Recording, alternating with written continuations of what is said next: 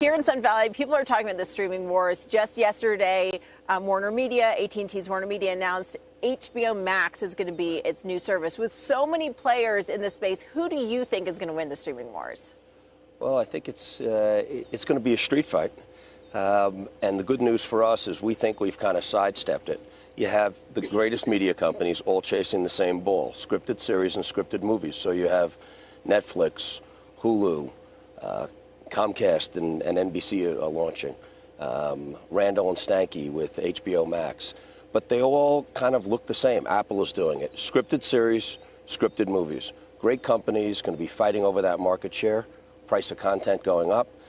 It's great to watch. I think it's great for consumers, but it's incredibly crowded and it's incredibly expensive.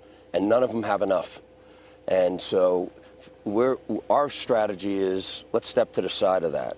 50 to 60% of the content that people consume is not scripted series or scripted movies. So for us, it's home, food, discovery, Oprah, crime, Chip and Joanna Gaines.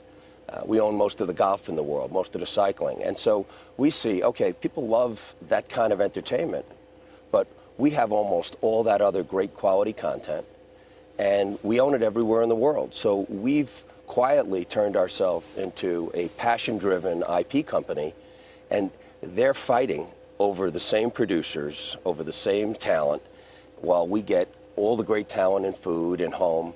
We did a big deal where we bought the BBC library, so we own almost all the science and natural history, planet Earth.